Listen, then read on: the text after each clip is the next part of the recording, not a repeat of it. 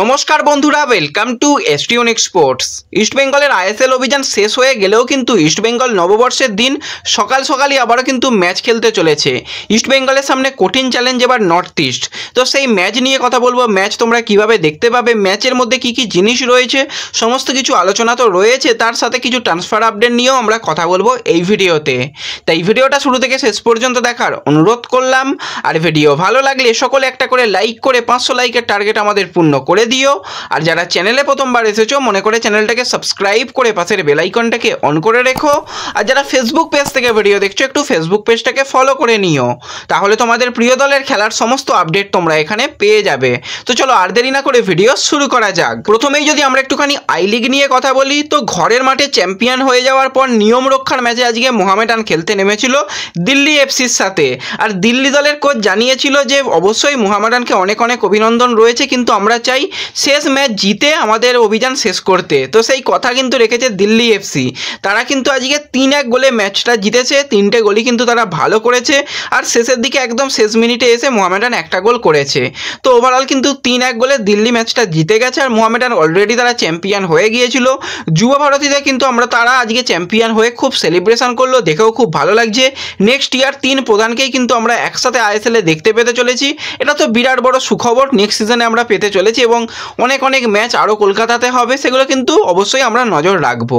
যাই হোক, এরপর যদি আমরা আইএসএল নিয়ে কথা বলি, তো আজকেও কিন্তু আইএসএল এর একটা খুবই গুরুত্বপূর্ণ ম্যাচ ছিল। নর্থ ইস্ট তারা ঘরের মাঠে শেষ ম্যাচ খেলতে নেমেছিল ওড়িশার সাথে, এবং এই ম্যাচটার দিকে অবশ্যই সবাই নজর রেখেছিল যে নর্থ ইস্টের প্লেয়াররা কীরকম ফুটবল খেলে।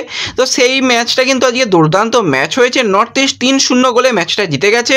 রয় কৃষ্ণা পেনাল্টি সুযোগ পেয়েছিল কিন্তু গোল করতে পারেনি, সেখানে কিন্তু মির্সাদ সেভ করে দিয়েছে। আর পার্থিব গগৈ ভালো গোল করেছে। সবথেকে ভালো নেস্টার কিন্তু বুদ্ধিমান প্লেয়ার, সেই গোল পেয়েছে। ফাল্গুনি কিন্তু পরিশ্রমী প্লেয়ার, সেও কিন্তু শেষ ম্যাচে গোল পেয়েছে। তো শেষ ম্যাচটা কিন্তু তারা ভালো একটা রেজাল্ট করেছে।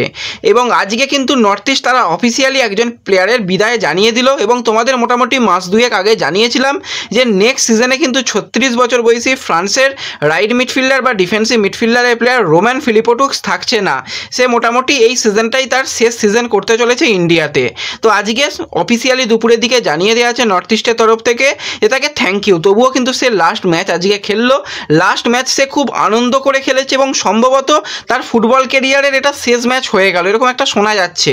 যদিও যতক্ষণ না অফিসিয়াল কিছু হয় ততক্ষণ সেটাকে একটুখানি চাপা রাখাই ভালো। তবুও মোটামুটি আমরা বুঝতে পারছি নর্থ ইস্ট কেন নেক্সট সিজনে সে আর আইএসএলেও খেলবে না, এটুকু মোটামুটি হয়ে গেছে। এবং আজকে সে মাঠের মধ্যেও নিজের সেরা ফুটবলটা খেলেছে, খেলাটাকে অনেক এনজয় করেছে, ম্যাচ শেষেও সেলিব্রেশন করেছে।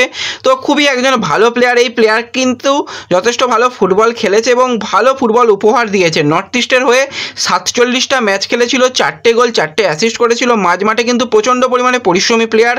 গত সিজনেও তাকে দেখেছি, এই সিজনেও তাকে দেখলাম, কিন্তু নেক্সট সিজন থেকে এই বিদেশি প্লেয়ারকে আমরা মিস করব। তো আশা করি তার পরবর্তী জীবনের জন্য আমাদের তরফ থেকে অনেক শুভকামনা রইল। সে খুব ভালোভাবে পরবর্তী সময়গুলো সে কাটাক। তো এরপরে যে ম্যাচটাকে নিয়ে অবশ্যই কথা বলতে হয়, ইস্টবেঙ্গল কিন্তু কালকে নববর্ষের দিন সকালই ম্যাচ খেলতে চলেছে। সকাল 8টা থেকে কিন্তু তারা রিলায়েন্স ফাউন্ডেশন ডেভেলপমেন্ট লিগের গুরুত্বপূর্ণ ম্যাচটা খেলতে চলেছে নর্থ ইস্টের সঙ্গে। তো নর্থ ইস্ট কিন্তু যথেষ্ট কঠিন প্রতিপক্ষ কালকে ইস্টবেঙ্গল দলের জন্য হবে। আর ইস্টবেঙ্গলের জন্য আমরা বেশ কিছু প্লেয়ারের দিকে অবশ্যই নজর রাখবো, যেরকম দেবজিৎ, তার দিকে অবশ্যই নজর থাকবে। খুব ভালো বেশ কিছু গোল করতে তাকে দেখা গেছে, তো দেবজিতের দিকে নজর থাকবে। গুইতে গুণরাজের দিকে নজর থাকবে। এবং ইস্টবেঙ্গল বেশ কিছু প্লেয়ারকে সাইনিং করিয়েছে, তোমাদের আজকে জানিয়েছিলাম। সেই দুজন প্লেয়ার কতটা সুযোগ পায় তাদের দিকেও নজর থাকবে। এবার নজর থাকবে নয় বলে দিলাম, ম্যাচটা দেখবে কিভাবে সকলের প্রশ্ন। তোমাদের জানিয়েছিলাম যে কোনো সময় অফিসিয়াল কনফার্মেশন এলে তোমাদের অবশ্যই জানিয়ে দেব। তো যারা এখনও ফেসবুক পেজটাকে ফলো করনি তারা ফেসবুক পেজটাকে ফলো করে নিও, সেখানে তোমাদের ম্যাচ দেখার ব্যবস্থা করে দেব। তবুও একটু বলে রাখি, মোটামুটি রিলায়েন্স ফাউন্ডেশনের যেটা চ্যানেল রয়েছে সেই চ্যানেল থেকে ম্যাচ লাইভ হবে। সকাল 8টা থেকে ম্যাচ রয়েছে, একদম নববর্ষের দিন সকালই লাল হলুদের ম্যাচ রয়েছে। যারা ইস্টবেঙ্গল সমর্থক তারা নিশ্চয়ই ম্যাচটা যথেষ্ট এনজয় করবে। ম্যাচটা কিন্তু দেখো, আর ম্যাচ দেখার সমস্ত ব্যবস্থা আমি ফেসবুক পেজে করে দেবো, অসুবিধা হবে না কিছু। তাই যারা এখনও ফেসবুক পেজে জয়েন হওনি অবশ্যই একটু ফেসবুক পেজে জয়েন হয়ে যাও। এবং কালকে সায়ন আদেও থাকবে কিনা অনেকে জানতে চাইছিল, জানি না সায়ন থাকবে কিনা বা তন্ময় থাকবে কিনা। কালকে কোনো রকম আমার কাছে আপডেট নেই। এবার কালকের ম্যাচের জন্য কোনো রকম প্লেয়িং 11 বা কোনো রকম পরিকল্পনাও তোমাদের জানাতে পারছি না। কালকের ম্যাচটা হয়ে যাক, তারপর ম্যাচগুলো নিয়ে অবশ্যই আলোচনা করা যাবে। তো এই ভিডিওতে এইটুকুই আলোচনা করার ছিল। ভিডিও ভালো লাগলে ভিডিওতে লাইক করে দিও, চ্যানেলে প্রথমবার এলে চ্যানেলটাকে সাবস্ক্রাইব করে দিও, ফেসবুক পেজ থেকে ভিডিও দেখলে ফেসবুক পেজটাকে ফলো করে নিও এবং ভিডিও একটু সকলের সঙ্গে শেয়ার করে দিও। তো দেখা হচ্ছে পরবর্তী ভিডিওতে। ধন্যবাদ।